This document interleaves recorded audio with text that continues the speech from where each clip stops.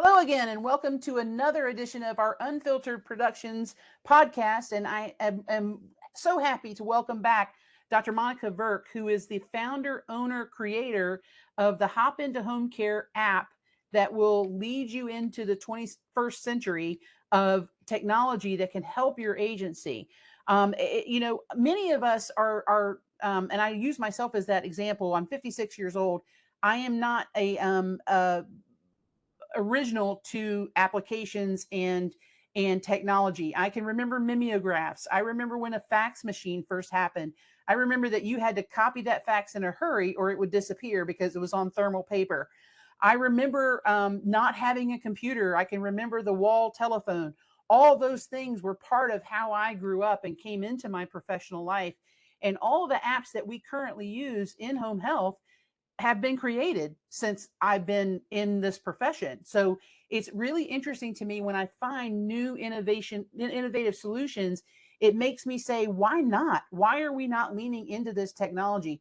I know for certain that many of you listening to this podcast are not sitting in your back office hand calculating payroll, hand calculating the taxes, hand calculating 401 distributions, and all that thing and cutting paper checks. If you went back to doing that kind of a payroll, your staff would leave en masse because they have gotten used to and comfortable with the way that you provide that in a technologically friendly way.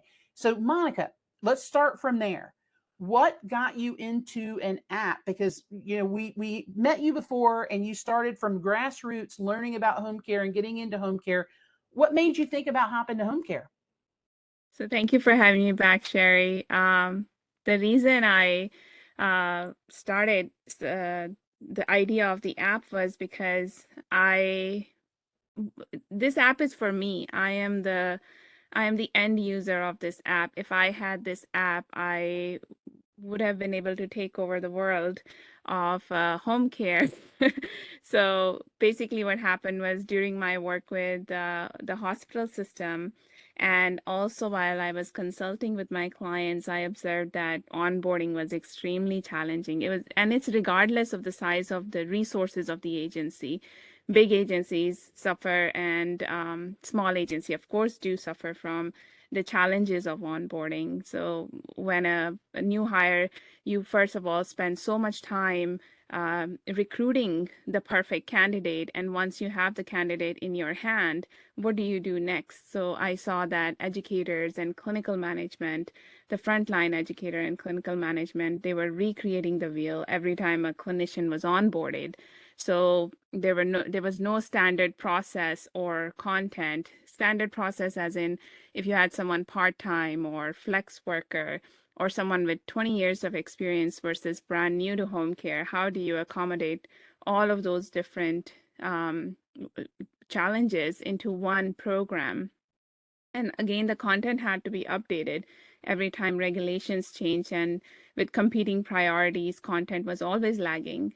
And regulations and evidence-based practice was, very hard to incorporate into the content. There was gap in communication between different functions. So, for example, at our agency, the clinical manager who hired the clinician would lose touch with the newly hired clinician because education department owned the clinician for that time being. And that meant either the clinician was released too soon or not soon enough into the field. And either they did not get enough orientation, or they got so much orientation that they lost interest in the agency itself.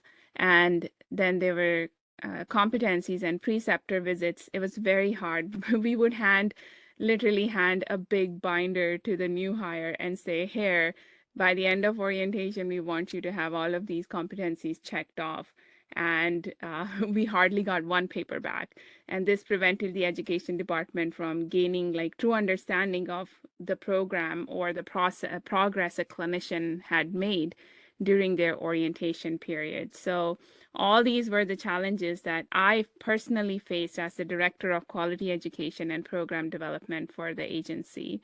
So that gave me sort of this urge to see if we standardize education, will we be able to improve outcomes? So I worked with one of my clients. They had 8 agencies across the eastern United States, and I trained 58 of their nurses, therapists, on just on the education. I just standardized the education and not put any process behind it, just the education part. And we took the data.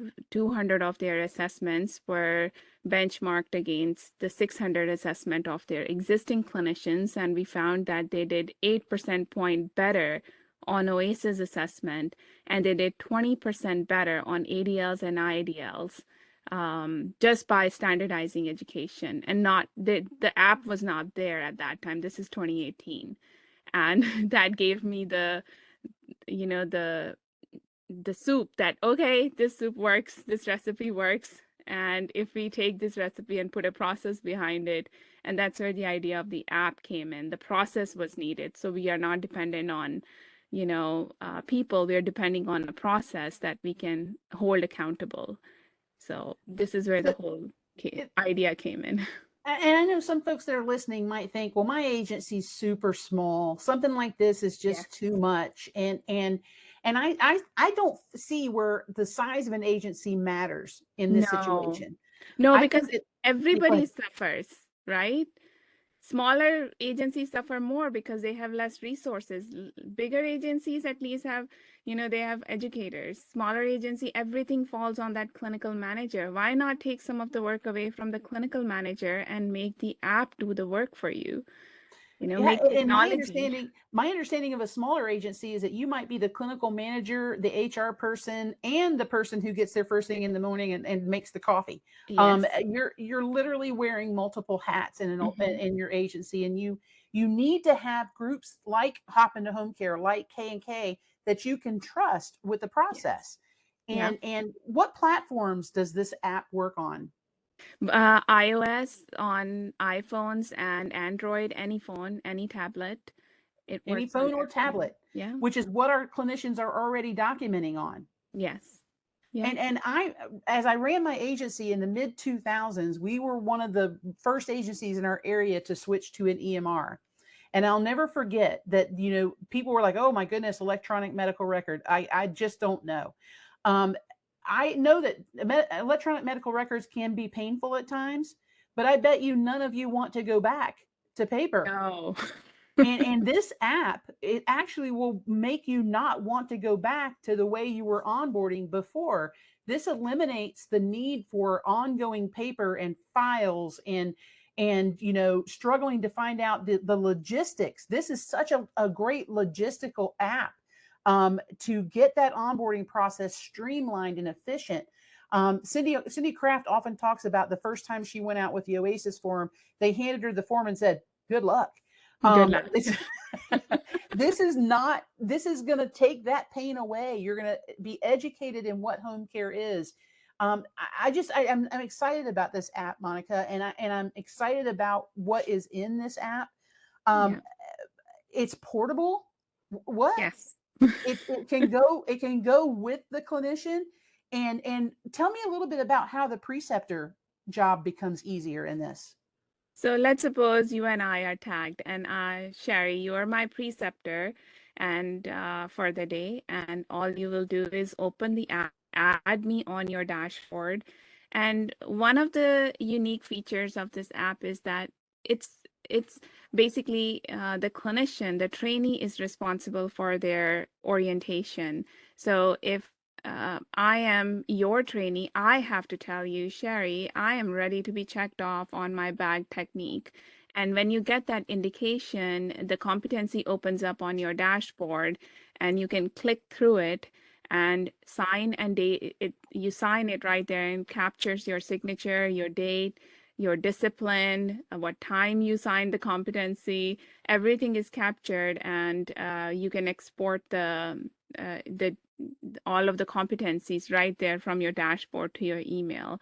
So there's literally no paper involved in getting your competencies checked off, and which is a big satisfier for your frontline preceptors. And it just recently I onboarded a client, and the preceptors were excited because they were like, we do not have to touch that paper again. And so many times the trainee forget to bring the paper. Then we're like, okay, next time. And how accurate are we next time?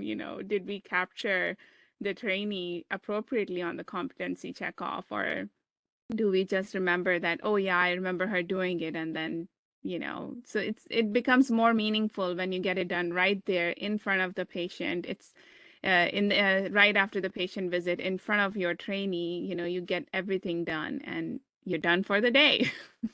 That's incredible. And what I want to kind of really hit home is that this is not a fringe app. There are many of us that have started wound care protocols through ordering services. There are many of us that are doing mileage tracking and employee tracking and electronic visit verifications and all kinds of different things.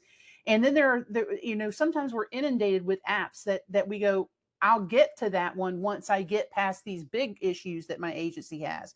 To me, this app answers one of the big issues, and it answers it in a real, tangible, working way.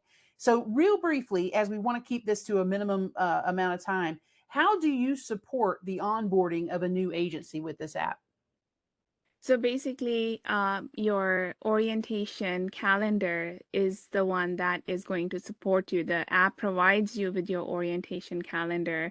All of your courses that are in-house or that might be on Zoom are tagged on the calendar, and all the content is right there on the app, and competencies are there. And in future, we will also be able to track your shadow visits that the trainee is performing in the field.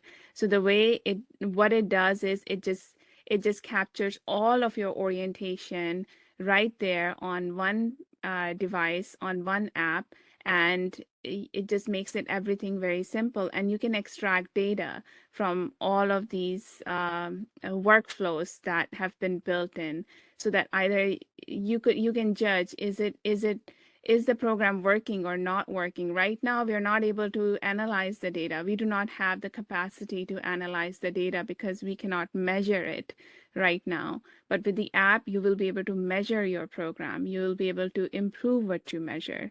So this is how it supports the agency. And it's all one-stop shop. I mean, it's an assistant to your frontline management and educators.